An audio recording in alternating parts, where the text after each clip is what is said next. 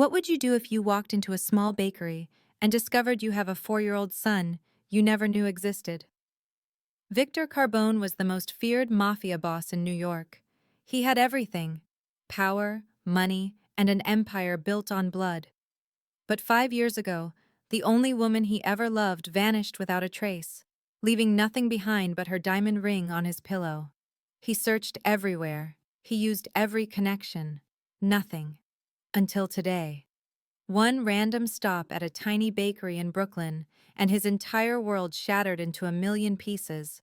Because standing behind that counter was Amelia, the woman who disappeared, and hiding behind her leg was a little boy with messy brown hair and eyes that were unmistakably his own. Gray, sharp as steel, the eyes of a Carbone. But here's what Victor doesn't know yet. Amelia didn't run away because she stopped loving him. She ran because someone threatened to destroy everything, including the child growing inside her. And that someone is closer to Victor than he could ever imagine. The truth behind her disappearance will shake the most powerful crime family in New York to its core. This story will show you that real strength isn't about power or control. It's about having the courage to fight for the people you love, even when the whole world stands against you. And sometimes, the person who betrays you the most is the one you trusted the most. If you're ready for a story of love, betrayal, and redemption, hit that subscribe button and turn on notifications.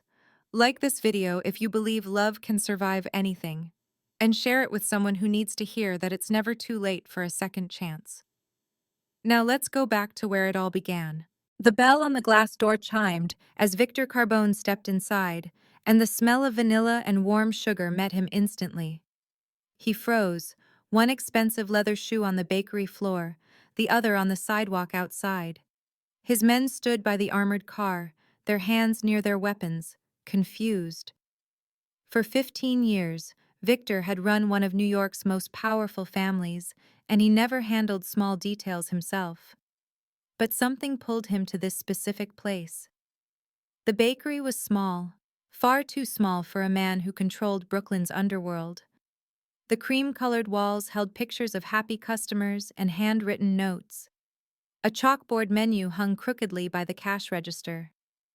Then he saw her. Her back was to him as she tied an apron. Her chestnut hair was shorter than he remembered, pulled into a messy bun. She was thinner now, almost delicate, and old bruises marked her wrists, a sign of years of hard work. When she turned to grab something, Victor's heart stopped. It was Amelia. She hadn't seen him. She was humming softly, focused on arranging pastries. His hand clenched the door handle. 5 years. It had been 5 years since she disappeared from his life without a word, without any reason.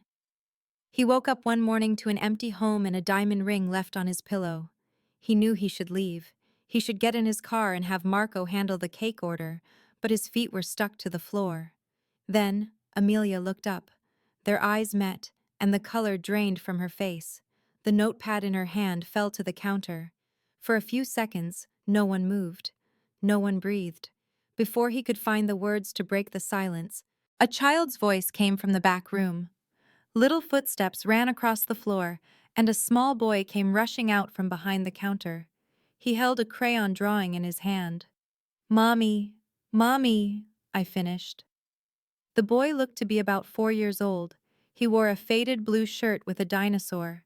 His brown hair was messy, but his eyes made Victor's world stop. They were gray and sharp as steel. They were his own. The boy saw the stranger and stopped. He moved closer to Amelia's leg, suddenly shy, and looked out at Victor with eyes that were a perfect reflection of his own. Victor Carbone, New York's most feared mafia boss, a man who ordered death without a second thought, stood frozen. He was staring at a 4-year-old boy who had his eyes, his jaw, and his blood. Everything he thought he knew had just been destroyed. If you've made it this far, hit subscribe and turn on notifications so you do not miss what comes next. Like this story, if you want to see Victor learn the truth, share it with a friend who loves a good drama. Now let's go back 6 years. Victor Carbone entered a small bar on Mulberry Street, but not for a drink. He was there to collect money from the owner, who was 3 months late on his payments. The place was dark and smelled of stale beer and old smoke. Marco walked a step behind him, his hand ready on the gun under his coat. But when Victor sat in the corner of the bar, everything changed. A young woman came out from the back holding a tray of drinks. Her chestnut hair was tied up loosely, with strands falling around her face. She wore a simple white shirt and a black apron. She was moving quickly and did not see Victor in the shadows. She turned too fast and a full tray of whiskey spilled all over his $3,000 suit. The strong smell of alcohol filled the air. Marco jumped to his feet, his hand going for his gun. The entire bar went silent. The owner ran out, his face pale, stammering apologies. But the girl did not apologize. She looked Victor directly in the eyes, showing no fear. "I am sorry," she said, her voice surprisingly steady. "But I would have seen you if you were not hiding in the dark." No one had ever dared to speak to Victor that way. He was Victor Carbone. People feared his name. They looked at the ground when he walked by. But this girl, with her clear green eyes, just looked at him like he was in her way. "Do you have any idea who this is?" Marco threatened. "Your boss is about to lose this bar because of what you did." The girl glanced at Marco, then back at Victor. "I do not care who he is. I am a waitress. I spilled a drink, and I said I was sorry. He can fire me, but I will not get on my knees and beg." Victor just watched her, feeling something new stir inside him. He knew beautiful and powerful women who all wanted his money and his name. They spoke with sweet words and did anything he asked. This girl was different. She did not know who he was, and she would not care if she did. In her eyes, Victor saw pride, not fear or greed. She had nothing to lose. "What is your name?" Victor asked, his voice unexpectedly gentle. She raised an eyebrow. "Amelia. Amelia Weston. And who are you that makes everyone in this bar so afraid?" Victor smiled for the first time in years. A genuine smile. "It does not matter. You owe me a new suit, Amelia. I will be back to collect it." He stood up and walked out, leaving Marco in shock and the owner sighing with relief. On the drive back, Marco asked if he should burn the place down. Victor shook his head. "No, leave it alone. I am going back." And he did. He came back the next day, and the day after that. For 3 weeks he sat in the same corner, ordering a drink he never touched, just watching her. He watched her move between tables, smiling at customers, but she never smiled at him. Amelia Weston did not know the man in the corner was New York's most feared crime boss. She only knew he watched her with a strange intensity that made her uneasy. And for the first time, Victor Carbone did not know how to get a woman's attention. She did not want his money or his power. She just wanted him to leave. Victor did not give up. He was not used to being told no. In the 4th week, he started leaving tips that were 10 times the bill. Amelia returned every dollar. In the 5th week, he sent flowers. Amelia gave them to customers. In the 6th week, he bought the bar and cleared the owner's debt, just to be sure Amelia would not get fired for rejecting him. When Amelia found out, she confronted him after her shift, her green eyes full of anger. "Do you think you can buy me?" she asked, her voice shaking. "Do you think I will fall for you just because you have money? I know who you are now, Victor Carbone. Everyone here knows you are a killer, a mafia boss. I would rather starve than be with you." Victor stood there, speechless for the first time in his life. He was used to being feared, hated, or used. He was not used to a woman looking him in the eye and choosing poverty over him. Her words had been a final judgment. That night, Victor could not rest. His penthouse overlooked the city, but all he saw were her green eyes and fierce spirit. She was right. He was a killer, a creature of darkness. He knew he was unworthy of someone as pure as Amelia Weston. But Victor Carbone only knew how to take what he wanted. So he changed his tactics. No more flowers, no more grand gestures. Instead, he simply appeared at the bar each night. He sat in the same corner with a glass of whiskey and a book. He never looked at her or spoke a word. He just existed in her space. A month of this silence passed. Amelia found herself watching him. She noticed the books he read were about history and art. She saw the hint of a smile when an old couple danced to jazz. She saw him put money in the charity box every single night before he left. A new image of Victor Carbone began to form in her mind. He was not just the feared mafia boss, but a lonely man fighting his own shadows. On a quiet, rainy evening, Amelia finally approached his table and sat down. For 10 long minutes, they just looked at each other. Then, in a voice barely above a whisper, she asked, "Why will you not give up?" Victor closed his book. His gaze met hers. "Because you are the first person who ever made me want to be good." That night, the stories came out. He told her of a childhood without a father and a mother's cold ambition. He spoke of being forced into a violent world as a boy. Amelia shared her own past, the orphanage, the abuse, and her simple dream of owning a bakery. They were two broken people from separate worlds, bonded by scars no one else could see. A secret, forbidden love started that night. Victor found a small apartment in Brooklyn, far from the influence of his empire. In the quiet hours of the sleeping city, they found a private world. She taught him to bake, and he taught her to dance. They shared laughter and tears, living as if they had no tomorrow. A year felt like a single, perfect day. On a snowy winter night, Victor knelt and offered Amelia a diamond ring. He wanted the world to know she was his, regardless of the danger. Through tears, Amelia said yes, but their small bubble of happiness was already under surveillance. A darkness was closing in. The most powerful person in the Carbone family already knew their secret, and she would never let her son marry a girl with no name. Catherine Carbone missed nothing within her empire. Spies were her eyes and ears in every dark corner of New York. When her son started staying out late, smiling at nothing, his hard gaze softening, she knew a woman was involved.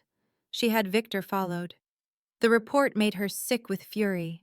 Her son, heir to the Carbone empire, was besotted with a common waitress. She looked at the photos of them in the park, of him kissing her forehead, of him on one knee with that ring. She threw her wineglass against the wall, shattering it. This was an insult to the Carbone name. Catherine ordered a complete background check on Amelia Weston. The file arrived within 48 hours. Every page deepened her contempt. Amelia Weston, born in Queens to a prostitute addicted to drugs. Father unknown. Her mother died from an overdose when Amelia was just 3. She was raised in the St. Mary orphanage for the next 15 years. The file noted abuse by an administrator, proven by the scars on her back. At 18, she left with nothing. No family, no money, no future. She took any job she could find, cleaning toilets and washing dishes just to eat. She was a nobody, and Victor wanted to make this nobody his wife. Catherine stared out at the city, her eyes like chips of ice. She had built this life for him, surviving a cruel husband and bloody wars. She had sacrificed everything to put her son at the top. She would not let him throw it all away for some worthless orphan. She called her most loyal men. The plan was simple. Amelia would vanish, and Victor would never find out the truth. But first, Catherine needed to see this girl for herself. She had to understand the creature who had bewitched her son.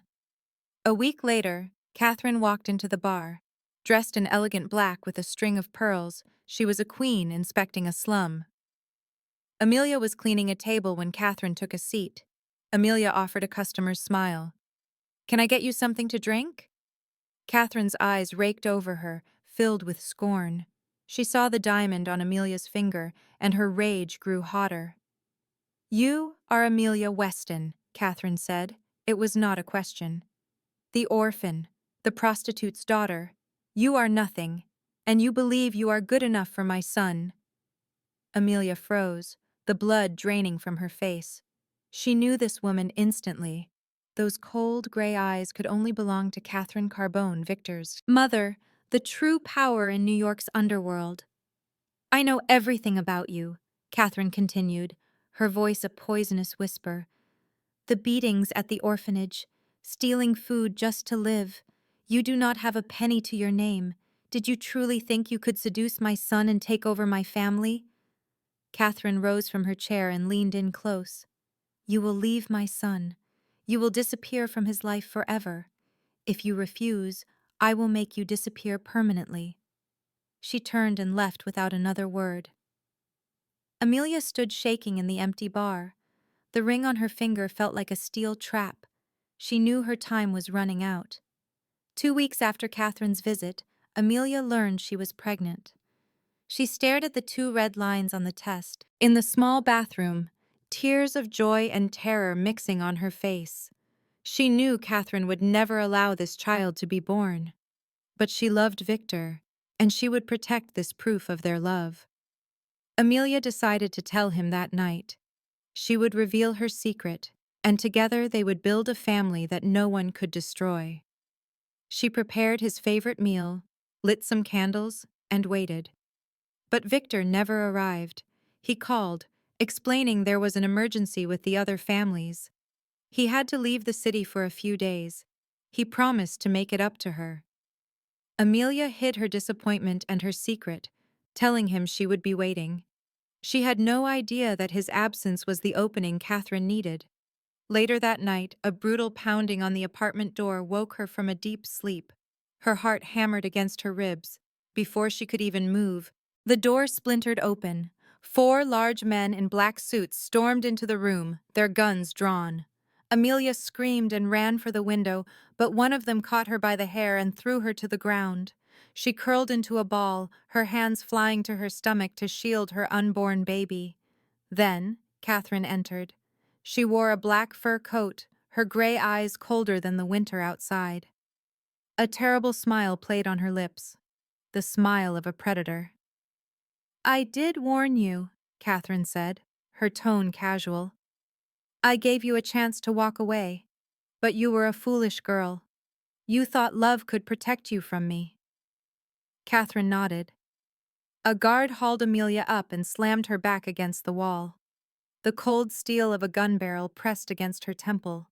Tears streamed down Amelia's face, but she refused to scream. She would not give Catherine the satisfaction of seeing her fear. Catherine stepped closer, looking at Amelia's stomach with pure disgust. You are carrying my son's child, a child with mixed blood from a worthless orphan. Did you think I would let that happen? Amelia sobbed. Please, do not hurt my baby. I will do whatever you ask. My child is innocent. Catherine laughed, a cold sound that filled the apartment. Good. This is what you will do. You will leave New York tonight. You will vanish from my son's life. You will never call him, never search for him, and never tell him about this baby. If you obey, I will allow you and your child to live. Catherine threw an envelope on the floor. Inside was $5,000 and a one-way bus ticket. This is all you are worth. An orphan like you should feel lucky I am letting you live. And if I say no? Amelia whispered. Catherine smiled.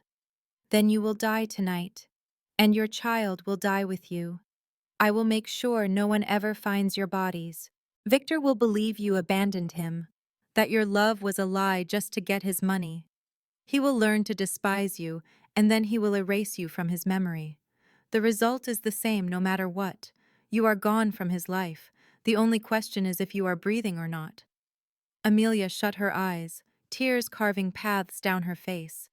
She pictured Victor, his smile, the security of his arms around her at night, and the future they had planned in whispers.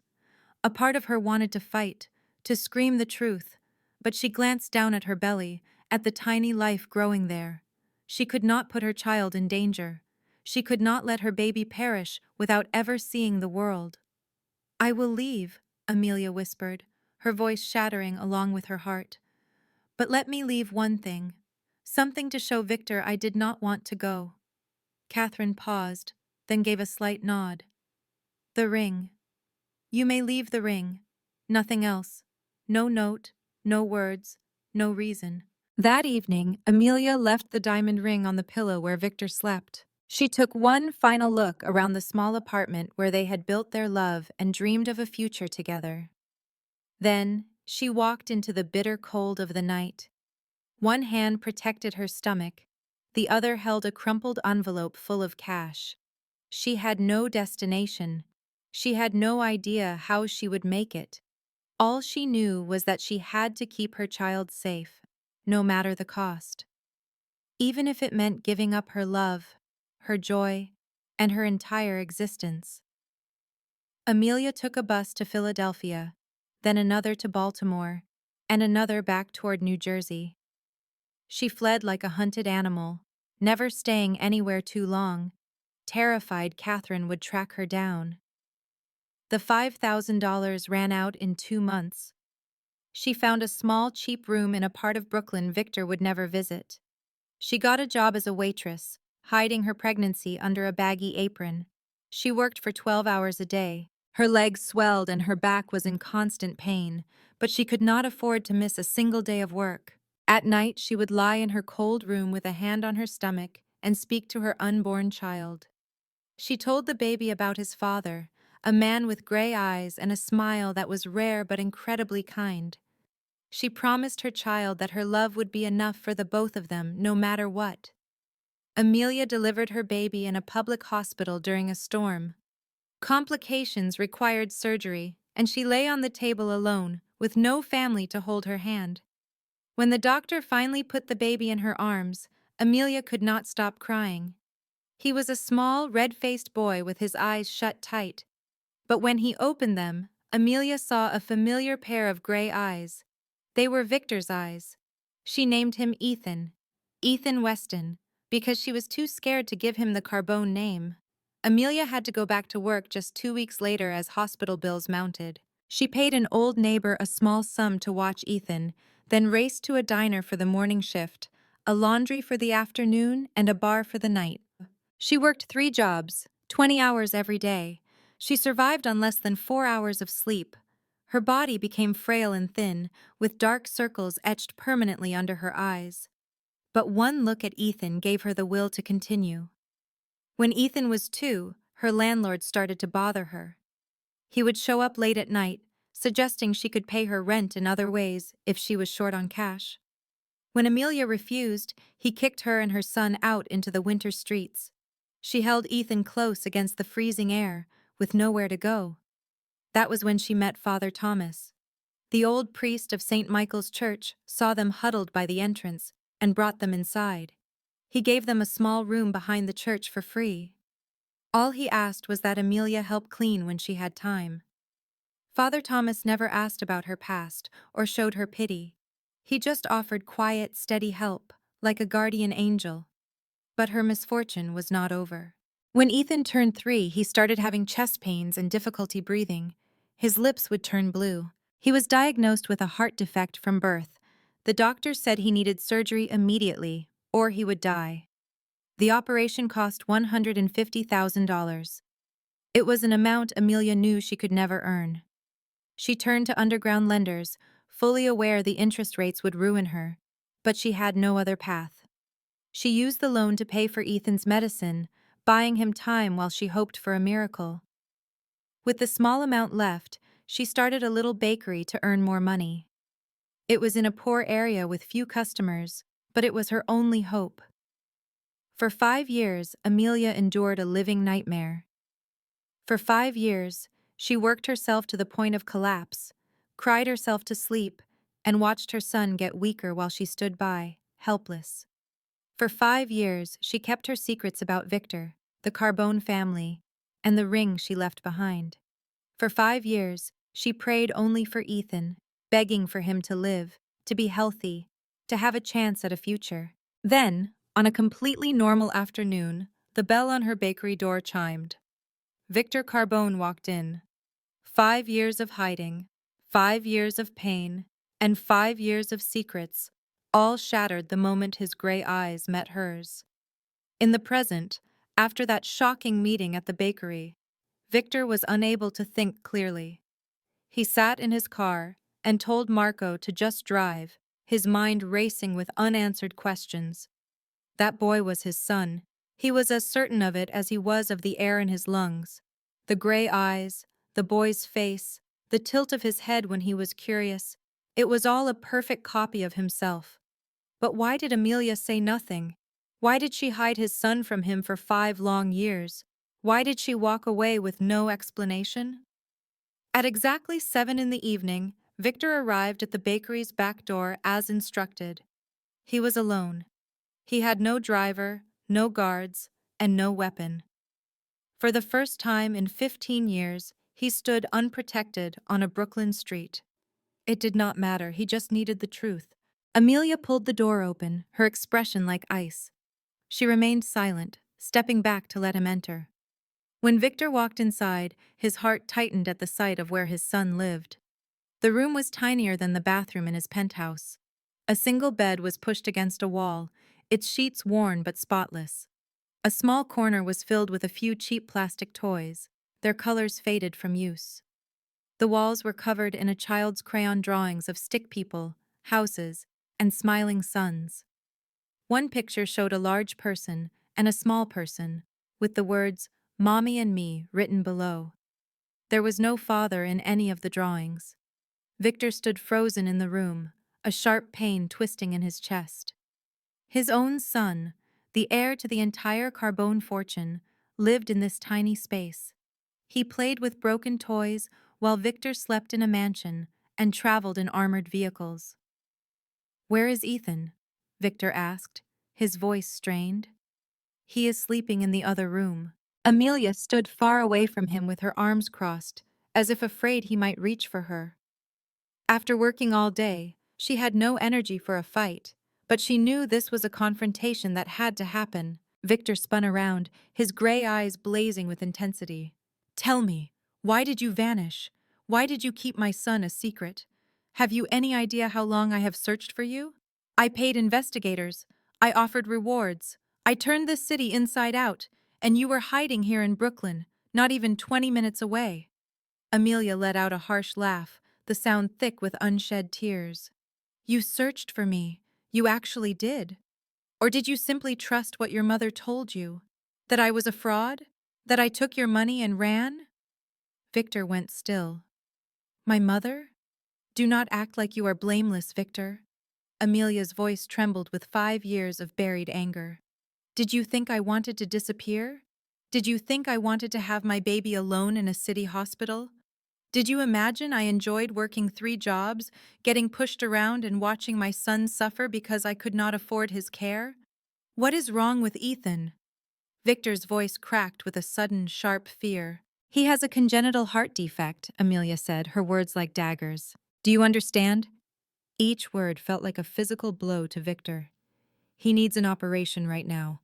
It costs $150,000. I took money from criminals and sold my own blood. I did whatever I had to for his medication. I live in constant fear that Ethan will not wake up in the morning. And where were you? You were busy picking out wedding cakes with some other woman." The world seemed to fall out from under Victor. His son was sick. His son could be gone at any moment, and for 5 whole years, he knew nothing. He had been completely in the dark. "Why did you not tell me?" Victor pleaded, his voice breaking. "Why did you not send a letter, make a call, do anything to reach me?" Amelia stared at him, her eyes burning with grief and rage. "Because your mother held a gun to my head. She promised that if I ever tried to contact you, she would murder both me and our child." Victor stood frozen, as if lightning had struck him. The room went silent. His own mother did this, no. The word was a faint whisper. "That is impossible. My mother would not do that." Amelia's voice turned to ice as she cut him off. "She arrived at our home with 4 of her men. She pushed a pistol against my skull. She was fully aware that I was pregnant with your baby, and she swore that if I did not leave, she would end my life and the life of my unborn child. She gave me $5,000 and a bus ticket like I was some animal she was shooing away. She called me trash. She said I was unworthy of the Carbone family. But Victor, do you want to know the most painful part? She was correct about something. She said you would always pick your family over me. For 5 years, I wondered every single day if you would have stood with me if I had told you what happened. Or would you have believed your mother, just as you always did? Victor stumbled backward until he hit the wall. The air rushed out of his chest. Memories flashed through his mind. Finding the apartment empty, the engagement ring on the bed, the agony that followed. Then his mother was there, comforting him, telling him Amelia was a user who had taken cash and left. He had trusted her. He had trusted every single lie. He could not bear the thought that Amelia would abandon him for no reason. He desperately needed an explanation to endure the pain, and his mother provided one. A complete fabrication. I searched for you, Victor said, his voice shaking. For the first 2 years, I did nothing but look. I employed the most skilled investigators. I burned through millions, but they found nothing. Because your mother paid them to find nothing, Amelia answered, her tone filled with resentment. How do you think I stayed hidden right here in Brooklyn? Because Catherine Carbone is in control of everything. She knew my location for 5 years. She simply chose not to tell you. Victor collapsed to the floor, his legs giving out beneath him. He leaned against the wall, his head in his hands. The feared Mafia leader of New York looked like a little boy who had been betrayed by the one person he trusted most. 5 years, he whispered. For 5 years, I despised you. For 5 years, I was convinced you had betrayed me. For 5 years, I failed to forget you. And my son spent all that time without a father, suffering from a heart problem, growing up poor. All while I was in a mansion worth millions, completely unaware he was even alive. Amelia gazed at him, and for the first time in 5 years, she did not see a ruthless mob boss. She saw the man she once loved, the man who had proposed to her in the snow, falling to pieces before her. A part of her wanted to comfort him, to hold him like she used to. But the suffering of the last 5 years had erected a barrier between them that was too immense to cross. Does Ethan know who I am? Victor asked, his pained gray eyes looking up. Does he know that I am his dad? Amelia shook her head. He asks me about his father all the time. Every single day, he watches other kids get picked up from school by their fathers, and he asks me where his is. I never know how to answer. I just say his daddy is far away and cannot come back yet. He makes drawings every day. And he always leaves a space open next to us, as if waiting for it to be filled. Tears streamed down Victor's face. He had not cried in 15 years. He wept. He wept for the 5 years that were stolen, for a son who was raised without a dad, and for the woman he adored who had endured it all by herself. He wept for the betrayal by his own mother, the person who had destroyed his family and trapped him in a world of lies. Just then, the bedroom door creaked open. Ethan appeared, sleepy-eyed and hugging a faded teddy bear. "Mommy," I heard someone crying. Amelia hurried to him and knelt down. "It is all right, my dear. Mommy just has a visitor. You should go back to bed." But Ethan's gaze had already found Victor on the floor. His eyes grew wide. "It is the man from the bakery," Ethan said, his voice sleepy but curious. "Who are you? Why are you crying? Are you feeling sad?" "When I get sad, my mommy hugs me and it helps." "Do you want me to give you a hug?" Victor stared at the 4-year-old boy before him, a boy with his exact gray eyes, offering comfort with such simple innocence, and his heart, which had been hardened by a lifetime of brutality, completely shattered. Victor left the bakery near midnight, after Amelia had settled Ethan back in bed. He did not say a word of goodbye. He just gave her one last look filled with agony and vowed to return. He needed a moment. He needed confirmation.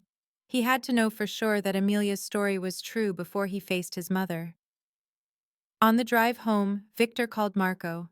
His voice was like ice, empty of any feeling. "Get to the penthouse immediately, and bring only the men you trust completely.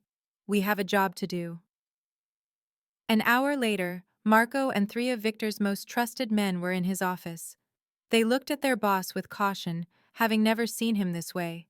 His eyes were red, his jaw was set, and a silent rage radiated from him that was more frightening than any outburst.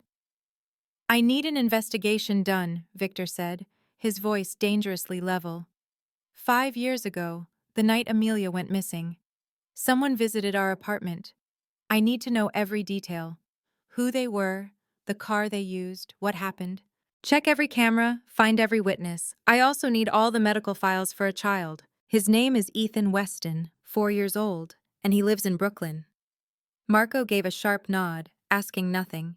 He understood when to follow orders without question. 24 hours later, Marco came back holding a briefcase. His face was pale and his hands trembled slightly as he placed it on the desk. "Boss," he said, his voice strained, "I have everything. But you are not going to want to see this." Victor opened the case. The first item was a picture from a security camera at the building he and Amelia once shared. The image was not perfect, but it was clear enough to identify a black limousine parked on the street at 11 p.m. It was his mother's car, there on the exact night Amelia left. The next document was a statement from the building's old security guard. Marco had located him in Florida and convinced him to speak. The guard confirmed that 4 men in dark suits and an older woman went up to Victor's floor. They stayed for around 30 minutes and then departed. The woman had paid him a large sum to forget everything. Next was the file on the private detectives Victor had hired 5 years ago. Marco had investigated their finances and found a significant wire transfer from Catherine Carbone's private account. It was dated just 2 days after Victor had hired them. They were paid to fail, to tell him that Amelia had simply disappeared. Victor examined each document, his hands shaking and a vein throbbing in his temple. Every word Amelia had said was the truth. His mother had planned it all. She had chased away the woman he loved, concealed the fact he had a son, and paid people to make sure he never found them. For 5 years. For 5 years, his mother had watched his pain, offered false comfort, and lied to his face, knowing all along where Amelia was, knowing his son was growing up poor. "There is one last thing, boss," Marco said, offering Victor a medical chart. "The boy's file." Victor took it, and the blood ran cold in his veins. Ethan Weston, age 4. Diagnosed with congenital heart disease at age 3. Diagnosis: ventricular septal defect, requiring immediate surgery. Prognosis without surgery: progressive heart failure. Life expectancy: less than 2 years. Cost of operation: $150,000. Payment status: unpaid. Patient on waiting list. Victor's gaze fell to the physician's notes. The patient's mother has requested to delay the operation multiple times due to financial issues. The patient is on medication to manage symptoms, but this is not a long-term solution. Surgery is strongly advised within 6 months to prevent severe complications. He snapped the file shut and closed his eyes. His son was dying. His son was dying while he had hundreds of millions of dollars in the bank, completely unaware the boy even existed. Amelia had been fighting all by herself to save their child. She had borrowed from criminals and sold her own blood to survive. And all that time, he had been picking out wedding cakes with another woman. Victor stood and walked to the window staring at the lights of New York City. Somewhere in that city, his son was sleeping in a tiny room behind a bakery with a heart that was failing him. And his mother was sleeping in her luxurious Manhattan mansion with no idea that every one of her crimes was about to be exposed. The following morning, Victor went to his mother's estate on the Upper East Side. He did not call ahead and brought no bodyguards, just a briefcase full of proof. The security guard at the gate moved to stop him, but one look from Victor made the man back away without a word. Victor entered the mansion and went directly to the breakfast room. Catherine was there, drinking her tea, just like every other morning. She was dressed in a silk gown the color of pearl, her hair perfectly styled. She looked like a high society woman without a single care. When she noticed Victor, her face broke into a smile. "My son, what brings you here so early? Is something wrong?" "You can stop pretending, Mother." Victor dropped the briefcase on the table and papers spilled across its surface. "I know what you did." Catherine stared at the documents. The papers were laid out on the table. Photos from security cameras, signed statements, bank records. She showed no fear, no surprise. She took a slow sip of tea and set the cup down with a terrifying calm. "So," she said, "you found the girl." Her voice was light, like she was discussing the weather. "I knew this would happen eventually. That girl has a name, Mother," Victor said through clenched teeth. "Her name is Amelia, and my son is Ethan. He is your grandson, the one you let suffer in poverty for 4 years." Catherine rose and walked to the window, staring at her perfect garden. She did not look at Victor. "I did what was needed to protect our family." "Who is Amelia, Victor?" "An orphan without a name, the daughter of a street worker, raised in a home. She has no education, no connections, nothing. She would be your undoing, a mark of shame on the Carbone name. Our rivals would have used her to break you. I could not let that happen. You held a weapon to the head of the woman I love." Victor moved closer, his voice shaking with rage. "You threatened to end her life and my son's. You forced her away when she was carrying my child. You knew for 5 years that I had a son, and you said nothing." Catherine finally turned, her gray eyes like ice. "I would do it again," she said, without any regret. "Do you believe I did it from hate? I did it from love. I have spent my life building this empire for you. I will not allow some worthless girl to tear it all down." "Worthless?" Victor laughed, a hollow, broken sound. "She raised my son alone for 4 years. She worked 3 jobs, took money from loan sharks, and sold her own blood for his heart medicine. She is stronger than anyone you know. But you? You are a coward. You used money and guns to scare a pregnant woman who had no one. You call that protecting this family?" "Watch what you say, Victor." Catherine's voice grew sharp. "I am still your mother." "You have no right to speak to me that way," Victor answered, his voice suddenly calm and cold. "You gave up that right when you sent Amelia away. I will never forgive you for what you did. Never." Catherine's eyes narrowed as she watched her son. She saw that he meant it, but she was not a person who gave up easily. "What will you do?" she asked. "I will end the engagement to Alexandra. I will break the alliance with the Benedetti family. Do you understand what that means? Don Benedetti will not accept this insult. He will bring war to our doorstep. You will lose half of everything we have built.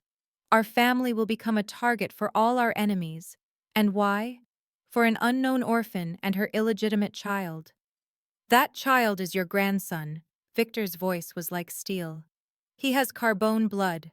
I will not let my son grow up without a father like I did. I am ending the engagement. I am bringing Amelia and Ethan to live with me. And if Don Benedetti wants a war, he will have one." For the first time, Catherine saw something new in Victor's eyes. He was defying her. The son who had always obeyed her was now standing against her for a woman. "If you do this," she said, her words slow and deliberate, "you will stand alone. I will not shield you from what comes next. You will lose me, Victor." "I lost you 5 years ago," Victor said as he turned and left. "I just didn't realize it until today." He walked out of the mansion and did not look back. Behind him, Catherine stood watching, her eyes cold with calculation. She did not accept defeat. If Victor would not listen to her, she would find another way. She picked up her phone and made a call. When a man answered, her voice was like ice. "I have some information about Victor Carbone and his weakness that you might want." After leaving Catherine, Victor did not go home. He drove to Amelia's bakery and stood outside the door for a long time before he finally knocked. When Amelia answered, she saw him standing there, his eyes tired but full of purpose. "I want to see my son," he said. "Please, Amelia, just give me a chance." She watched him for a moment, then moved aside to let him in. After that day, Victor came to see Ethan every day. He did not come with bodyguards or armored cars. He drove a normal car, parked it a few streets away, and walked to the bakery like any other man. At first, Ethan was shy. He would hide behind his mother and just stare. But Victor was patient. He sat on the floor, at the boy's level, and asked if he wanted to see him draw. He drew a dinosaur that was so bad, Ethan started to laugh, breaking the tension between them. The next day, Victor brought a box of new crayons. They were the best kind, with 72 colors, not the cheap ones Ethan was used to. The boy's eyes lit up as if he were looking at treasure. "Uncle Victor, there is a gold one," he yelled, holding it up for him to see. "Mommy, look! It is gold like the sun." Victor felt a warmth spread in his chest as he watched his son's excitement. It was a feeling he had not had in his 15 years as a Mafia leader. On the third day, he brought a big teddy bear. The next day, a puzzle. Then a toy car. Amelia wanted to say no to the expensive presents, but she could not deny the pure joy on Ethan's face. He had never owned so many toys. And Victor learned how to truly smile when he was with Ethan. It was not the cold smile of a boss, but the real smile of a father. A week later, Ethan stopped calling him Uncle Victor. Whenever he heard the knock, he would run to the door, wrap his arms around Victor's legs, and shout, "Victor is here!" They would sit and draw together, clumsy pictures of a house with 3 people and a golden sun. Ethan always drew himself in the middle, his mommy on the left. And on the right, there was now a tall man labeled Victor. The empty spot in Ethan's drawings was finally filled. Amelia watched them from the kitchen doorway. She saw the most dangerous man in New York on his hands and knees, letting Ethan ride on his back like a horse. She saw him pretend to fall just to hear Ethan laugh. She saw him gently wipe the boy's runny nose with a strange clumsiness, and her heart, which had been frozen for 5 hard years, began to thaw. One night, after Ethan was asleep, Victor sat with Amelia at the small table while she did the dishes. "Does he know I am his father?" he asked quietly. She paused, but did not turn around. "He knows a man comes to see him every day, and that man loves him. For now, that is enough. We can tell him when the time is right." Victor nodded. "I called the hospital," he said. "The city's top surgeons are operating on Ethan. I have covered every expense. He will be okay, Amelia. I give you my word." Amelia stood frozen, her shoulders shaking. She refused to turn, not wanting Victor to see the tears on her face.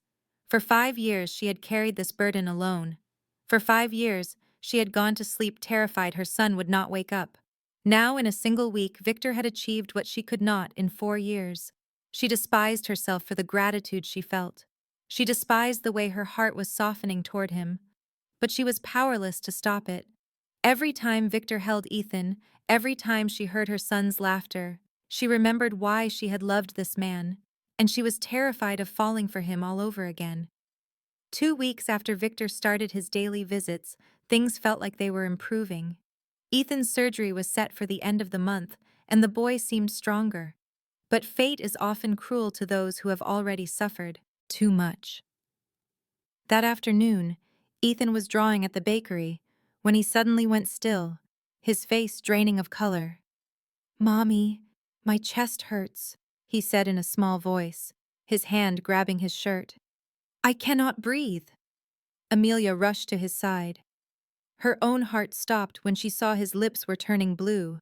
The boy collapsed, his eyes squeezed shut as his body began to shake. Amelia screamed and called for an ambulance, her hands trembling so badly she could hardly dial. She gathered her son in her arms, feeling the wild, panicked flutter of his heart. "Ethan, look at me," she begged, her voice shattering. "You need to breathe. Do not leave me. Please do not leave your mommy." The ambulance came in 10 minutes. For Amelia, it was the longest 10 minutes of her life. They moved Ethan to a stretcher and put an oxygen mask on his face, working against the clock. Amelia rode with them, clutching her son's hand, her eyes fixed on the heart monitor. With her other hand, she called Victor. Her words were just choked sobs. Ethan. Hospital. Heart. Victor needed nothing more. He was in a meeting with his top men when the call came. He flew to his feet, sending a table crashing over as he ran from the room like a man possessed. He leaped into his car and slammed the accelerator to the floor, tearing through New York as if the laws of traffic did not apply to him. Red lights, angry horns, and curses from the street were just noise. The only thing he could hear was Amelia's broken voice in his head and the image of Ethan on the floor. 20 minutes. He made it from Manhattan to Brooklyn in 20 minutes, breaking every speed limit. He abandoned his car at the emergency entrance without even locking it and charged inside like a storm. He shoved past everyone in his way, shouting Ethan's name until a nurse pointed him toward the intensive care unit. Amelia was standing outside the doors, her face a pale mask of grief, her tears endless. The moment she saw Victor, she collapsed against him, her body shaking uncontrollably. "He is in there," she cried. His heart stopped. They had to use the paddles to bring him back. "Victor, he cannot die. He cannot." Victor held her tightly, feeling her tremble like a leaf. He had no words. He had no idea what to do. For the first time, the most powerful man in the New York underworld was completely helpless.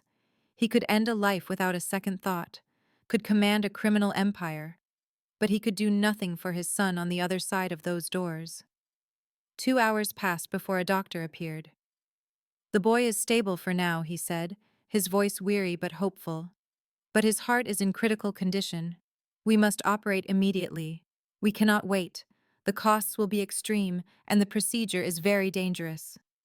"Do it," Victor said without hesitation. "I do not care what it costs. Give my son whatever he needs. Get the best surgeons and the best equipment. Just save him. My son." That night, Victor sat by Ethan's bedside after they moved him to a private room. He never left his side. He just sat there, holding Ethan's tiny hand, watching the fragile movement of his chest. Wires and monitors covered his small body. The only sound was the steady beep of the machine tracking his heart. Victor studied his son's face, his eyes shut tight, and a silent tear ran down his own cheek. 4 years. For 4 years, his son had lived without him. For 4 years, this child had battled a deadly illness without his father. Now he might lose him before he ever had the chance to tell him the truth. For the first time in his 36 years, Victor Carbone prayed. He did not know how. He did not know what to say to a God he never believed in. But he closed his eyes, held his son's hand, and whispered into the quiet room, "Please let my son live. I will do anything. I will give up everything. Just give him a chance." From across the room, Amelia watched him, watching Victor beside Ethan's bed. At that moment, she knew she was not alone anymore. While Victor kept his vigil, Catherine Carbone sat in her study. She stared at a picture her informant had sent. It showed Victor holding Amelia outside the hospital, his expression a mix of terror and love.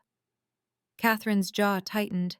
Her nails dug into the wood of her desk, leaving deep scratches. Her son had made his choice.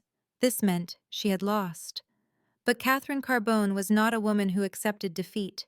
She had warned Victor what would happen if he disobeyed her. Now she would show him. She picked up her phone and dialed the number she had used just last week after their argument. A man's rough voice answered on the other end. "Mrs. Carbone, it is good to hear from you." "I have the information you wanted, Tony," Catherine said, her voice like ice. "I know where the girl and the child are, and I know when Victor will leave the hospital." Tony Moreno sat in a derelict warehouse on the edge of the city, a cruel smile on his face. He was the sworn rival of the Carbone family. Victor had crushed him and seized half his territory 5 years ago. He had been waiting for revenge ever since. Now his enemy's own mother was serving it to him. "What is your price?" he asked, not trusting that she would betray her son for nothing. "I want the girl, Amelia, to disappear," Catherine answered, her voice cold and steady. "But do not harm the child. He is a Carbone." Tony let out a harsh laugh that echoed in the empty space. "Of course, Mrs. Carbone. I will handle the girl." But he was lying. Tony Moreno wanted much more than just Amelia. He wanted Victor on his knees. He wanted to see the most feared man in New York beg for the lives of the people he loved. The child was the perfect tool. After he hung up with Catherine, Tony called his men, 12 of his most brutal soldiers, killers who followed orders without question.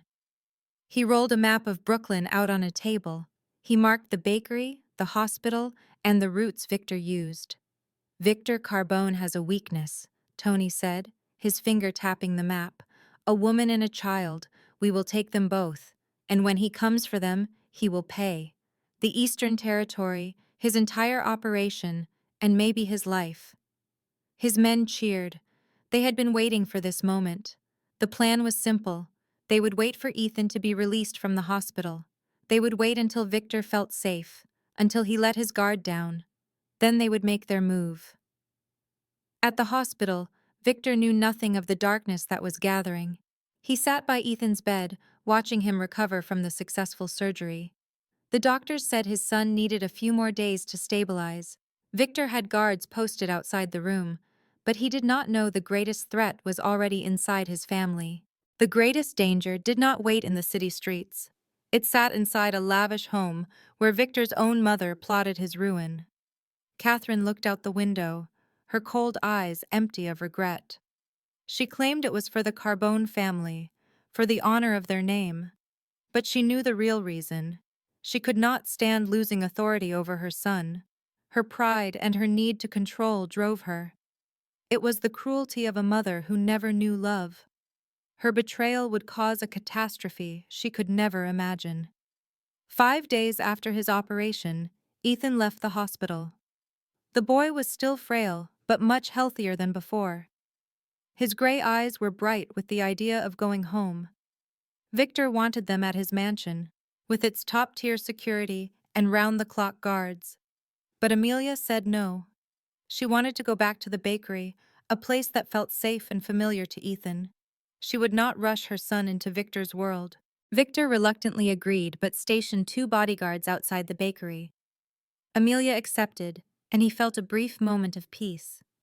He did not know it was the last calm moment before the storm. That night, Victor had to leave for an emergency. The police had raided one of his warehouses, and he had to manage the fallout. He kissed Ethan's forehead while the boy slept and promised Amelia he would return soon. He was unaware the raid was a setup. It was designed to pull him away from the bakery right when Tony needed him gone. 2 hours after Victor departed, the guards were neutralized without a sound.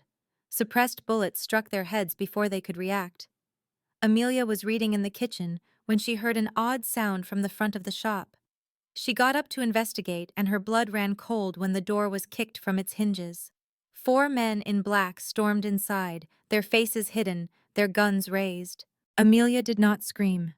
She turned and sprinted toward the back room where Ethan slept. A mother's instinct was stronger than any fear. She had to save her son. She needed to get him out, but her attackers were quicker. One man grabbed her hair and threw her to the ground. Amelia fought back, scratching and biting the hand that held her down. She seized a cast-iron pan from the stove and swung it into another man's face. Blood flew. She fought like a cornered animal protecting her child, fierce and refusing to quit. But there were too many of them, and they were stronger. A hard punch to her head made her stumble, her vision swimming. She tried to get up, but a kick to her stomach sent her back to the floor. They hit her and kicked her until she was still on the kitchen tiles, her face covered in blood. "Mommy!" Ethan's cry came from the back. "Mommy, I'm scared!" Amelia tried to force her eyes open, tried to move toward his voice, but her body refused to obey. She could only lie there, helpless, as one of the men went into Ethan's room and dragged him out.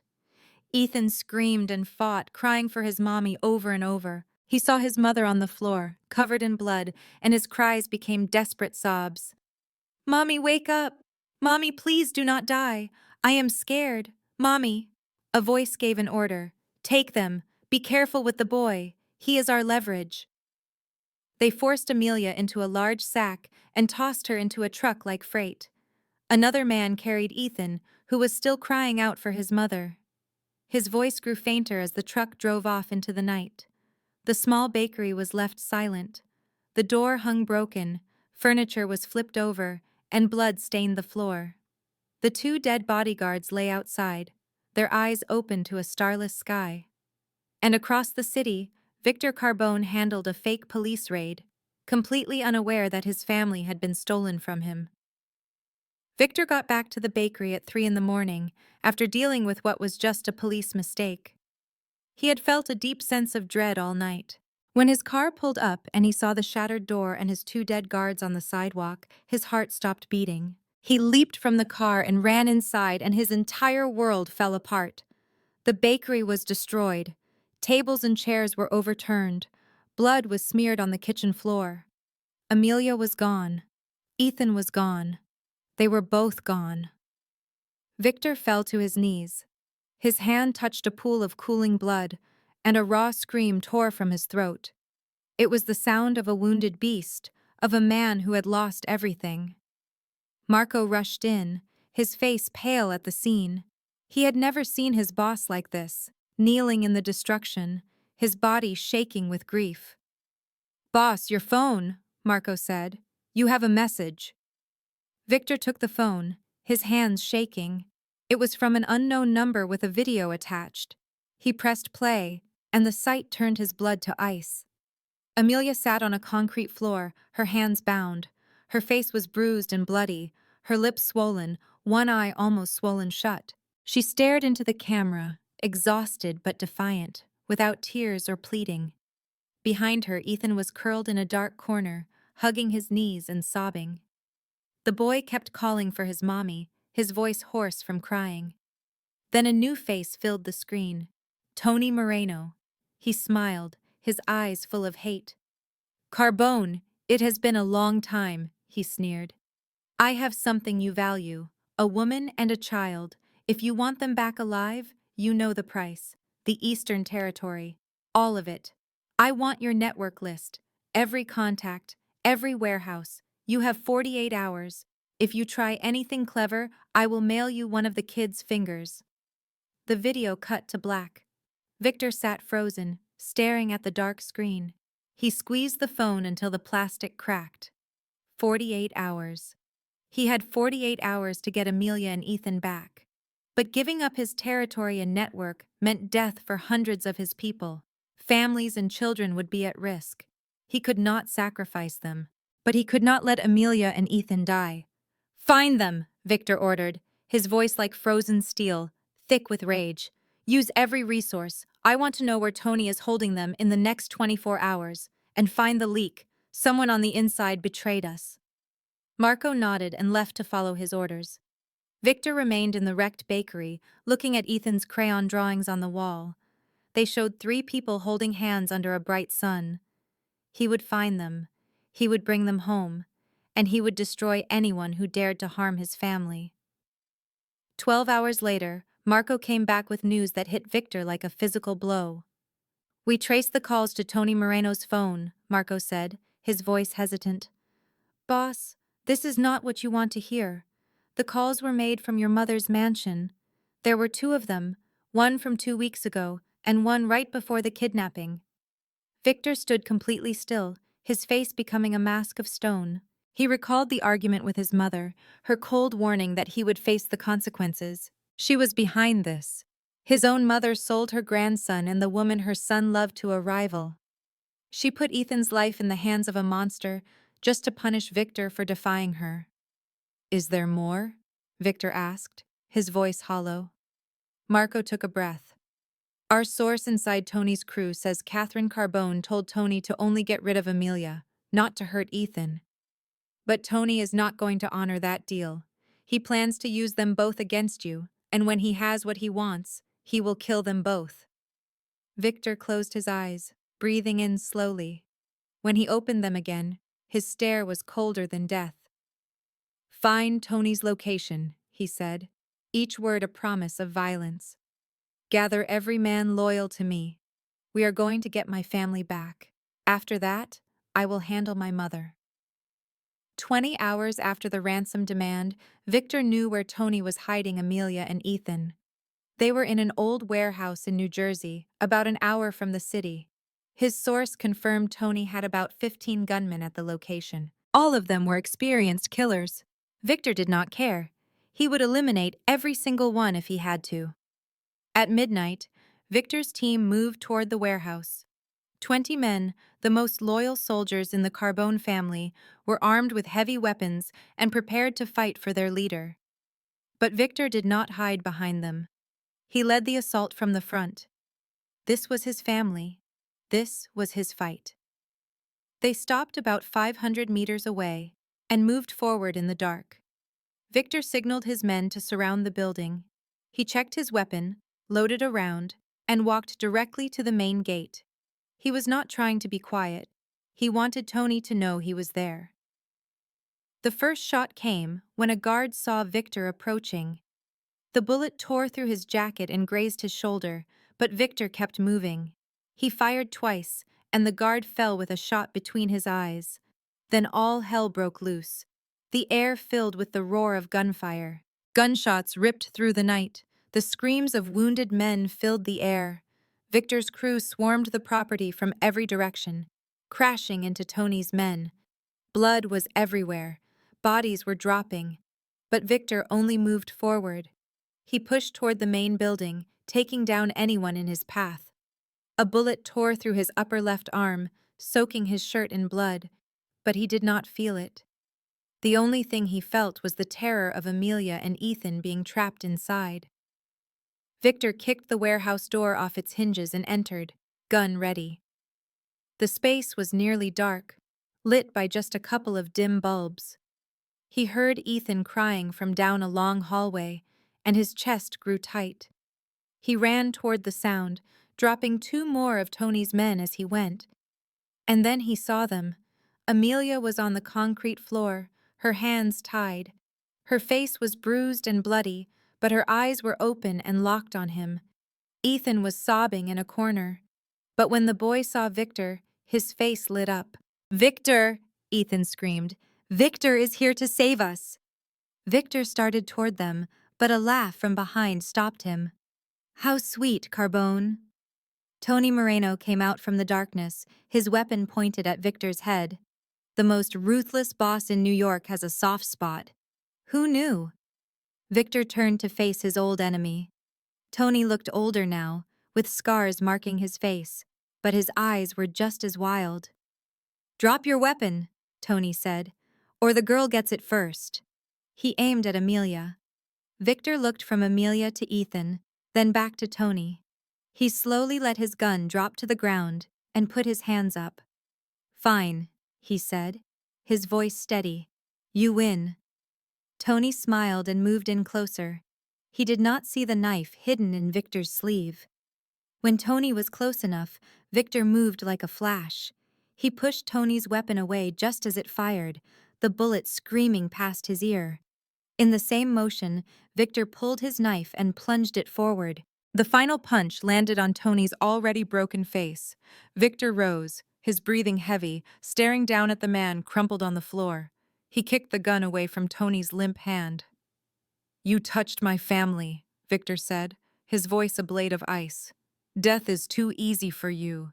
He nodded to Marco, who had just entered the room. "Lock him away. I have other plans for him." Then, the killer vanished, and the father appeared. Victor ran to Amelia and Ethan. He sliced through the ropes on her wrists and pulled her trembling body into his.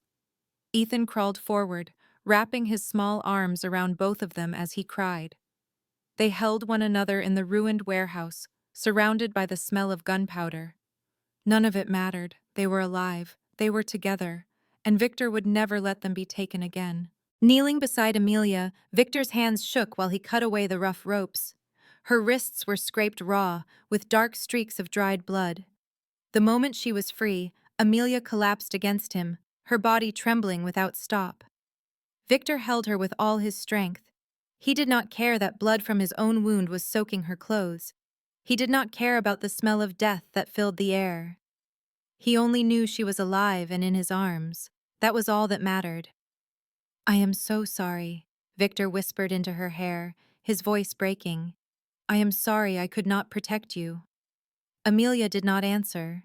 She just clung to him tighter, her tears mixing with the grime on her face. She had been so sure she would die in this place, that Ethan would have to see it happen, but Victor had found them. "Mommy," Ethan's voice was small and fragile. Amelia turned and opened her arms. Ethan ran and threw himself into her arms, his body shaking with uncontrollable sobs. He clutched her neck, his broken cries echoing in the large, quiet space. "I was so scared, Mommy," Ethan wept. "The men hurt you. I called you, but you would not wake up. I thought you were gone." "Mommy is okay, my sweet boy." Amelia held him and kissed his hair again and again. "Mommy is here. I am not going anywhere." Ethan raised his head and looked at Victor, who knelt beside them. His gray eyes were swollen from crying, but a new light of understanding was in them. "Mommy told me," Ethan said in a soft voice. "Mommy said Victor is my daddy. When the bad people came, she told me that Daddy would come save us. She said not to be scared because Daddy would never leave me." Victor's eyes shot to Amelia, filled with shock and powerful emotion. She nodded slowly, tears still falling. In their darkest moment, she had told their son the truth. She wanted Ethan to know his father, even if it was just once before the end. "And Daddy did come," Ethan said, his gray eyes fixed on Victor. "Daddy saved Mommy and me. You hurt the bad men. You are my hero." The little boy then let go of Amelia and did something Victor never thought he would experience.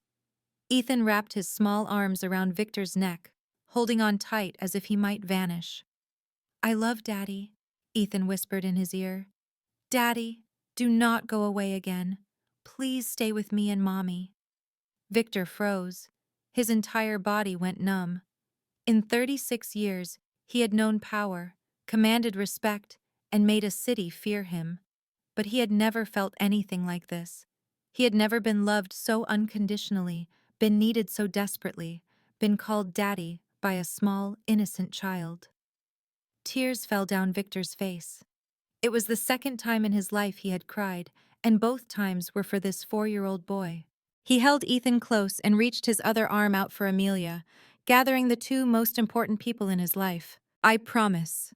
Victor's voice trembled but held firm. "I will never leave again. I am staying with you and your mother forever. I will protect you with my life. No one will ever hurt you again. No one." The three of them held each other inside the dark warehouse. They were souls from different worlds, broken by 5 years of pain and lies. Now they were finally together again. Outside, ambulance sirens screamed. Victor's men controlled the area, but none of them dared to enter.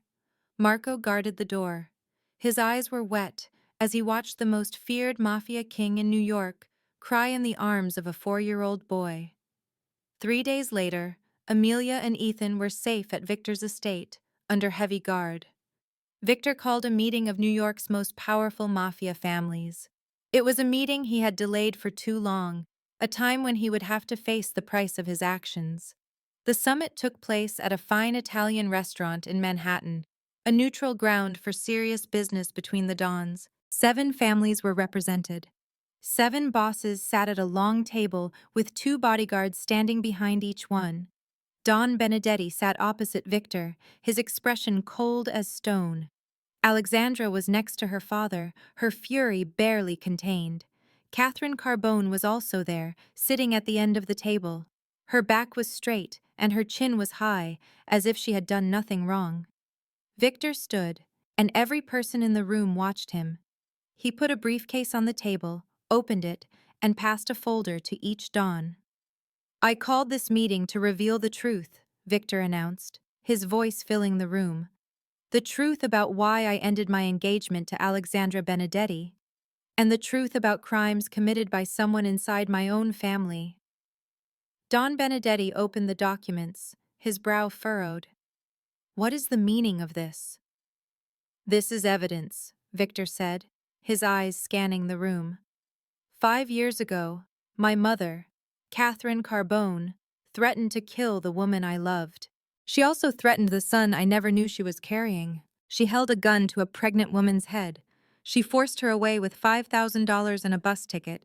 Then she hired investigators to make sure I could never find them. Catherine jumped to her feet, her face pale. Victor, you cannot do this. I am not done, Victor said, his voice like cold steel. 3 days ago, after I finally found my family, my mother did something far worse. She called Tony Moreno, an enemy of the Carbone family. She gave him the location of my son and his mother. She sold her own grandson to our enemy. The room became completely silent. The Dons looked at each other, then turned to Catherine with new eyes. In their world, family was sacred. To betray your own blood for an enemy was the ultimate crime, a dishonor that could never be erased. That is not true, Catherine shouted, her face twisted in rage. That orphan girl is lying. She manipulated my son. This is the recording of your phone call with Tony Moreno, Victor said, playing the audio. Catherine's voice echoed through the room, perfectly clear. I have some information you might find useful about Victor Carbone and his weakness. Catherine froze, the blood draining from her face. She could not deny it. It was her voice. They were her words. Her crimes were exposed in front of the 7 most powerful men in the city. Don Benedetti shut the folder. He looked at Victor with an expression that was hard to read. So, you broke the engagement with my daughter for a bastard child and some unknown woman. I broke the engagement because I cannot marry one woman when my heart is with another, Victor answered, his tone calm but strong. I understand this could mean war between our families, but I cannot build my life on a lie. My son deserves a real family, not a political arrangement. Don Benedetti was quiet for a long time, his fingers tapping the table. Alexandra started to speak, but her father gestured for her to be silent. You are a brave man, Don Benedetti finally said. You stand here and publicly shame my daughter, ending an alliance that took us 2 years to build. You realize I could declare war this very moment. I do, Victor replied, and I am ready for the consequences. But I hope you see what my mother did and understand I had no other path. Don Benedetti looked from Catherine to Victor. He thought for a moment, then rose from his chair. There will not be a war, he announced with authority. Not because I forgive this insult, but because I do not side with people who betray their own blood. Catherine Carbone has broken our most important rule. The alliance is over, but there will be no war. However, Victor, you now owe me a debt.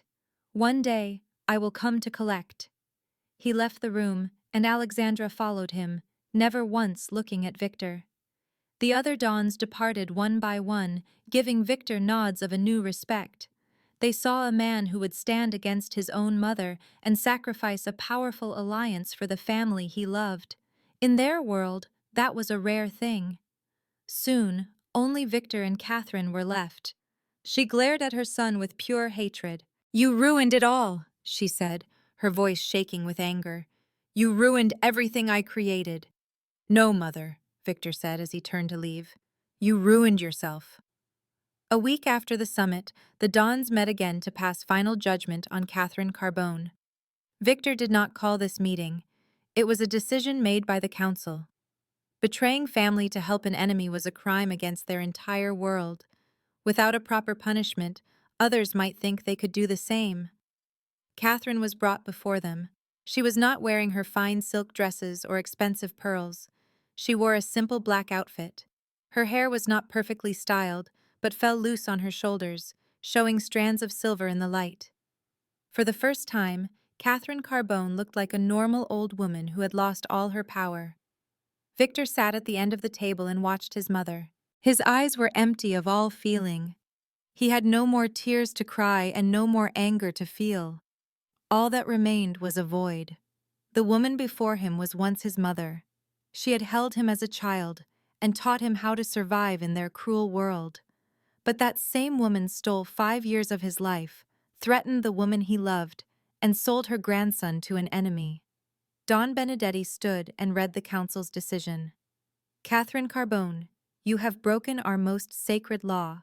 You betrayed your own blood and worked with an enemy to harm your family. The council has decided to remove all of your power and position within the Carbone family. You will be exiled to a remote location to live out your days alone. You are forbidden to contact anyone in our community or to ever return to New York. If you break this rule, you will be executed immediately. Catherine stood there, her back still straight and her chin high, but Victor could see her hands shaking. She did not beg for mercy because she knew it was pointless. In their world, the council's word was final. You will regret this, Catherine said, her voice still cold as she faced her exile. The Carbone family will fall apart without me. Victor will ruin everything for that orphan and her illegitimate child. The Carbone family will stay strong, Victor said as he stood up to face her one last time. But it will not be because of you. You taught me that family is the most important thing. But you never knew what that really meant. Family is not about power or status or bloodlines. Family is about people who love each other without conditions and protect each other no matter the cost. Amelia and Ethan are my family. You were never truly my family. Catherine looked at her son, and for a moment, Victor saw something in her eyes. It was not regret or pain, but a deep sense of loss. She had risked everything to control her son, and she had failed. I made you, she said, her voice a tired whisper. I made you the most powerful boss in this city, and this is my reward. You made a man who did not know how to love, Victor answered. But Amelia and Ethan taught me there is a different way. I will not be like you, Mother. I will not trade my family for power. That is how we are different. He turned and left without a second look. Two guards led Catherine out of the room and into a car. She was being taken to a small house in the countryside, hundreds of miles from New York, to live alone for the rest of her life. Victor drove back to his home in silence, his mind quiet. When he walked in the door, Ethan ran and hugged his legs. "Daddy is home," the boy yelled, his gray eyes bright. "Daddy, look what I drew. That is Daddy, that is Mommy, that is me, and that is a big house." Victor picked up his son and looked at the simple drawing of three people in front of a house. He looked over at Amelia, who was smiling at him from the kitchen doorway. And Victor knew that even though he had lost so much, he had finally found everything that mattered. He had found a real family. In the 3 months after Catherine was sent away, Victor's life changed completely. He still managed the Carbone empire, but he no longer worked 18 hours a day. He came home to eat dinner with Amelia and Ethan, read his son fairy tales at bedtime, and woke to the sound of the boys' laughter. Amelia had opened her bakery again, this time in a much better location. Victor had quietly arranged for all the best equipment, but he could not convince her to let him pay the rent. She insisted on earning it herself. Victor loved her even more for that strength she never lost. One autumn evening, as golden leaves covered the garden and Ethan slept soundly upstairs, Victor led Amelia to the balcony. He knelt in front of her and opened a red velvet box. Inside was a diamond ring, a new one, simpler but more meaningful than the first. 6 years ago, I asked you a question. I never got to keep my promise, Victor said, his voice shaking just a little. Tonight, I want to ask you again. Amelia, will you be my wife? Not for an alliance, and not for power, but because I love you. I have loved you since the moment you spilled that drink on my suit. I loved you through 5 years of being apart, even when I tried to forget. I will love you until I take my last breath. Amelia wept, but she was smiling. She nodded. With trembling hands, Victor slid the ring onto her finger. They embraced under the moonlight, two souls who had walked through hell to find each other again. Their wedding took place 1 month later in Father Thomas's small church, the same place that gave Amelia and Ethan shelter. There were no large crowds or reporters, only their closest loved ones. Marco stood with a few loyal men beside Father Thomas and the friends Amelia had made over the years. Amelia wore a plain white dress. Her hair was down and she had no fancy jewelry. To Victor, she was the most beautiful woman he had ever seen.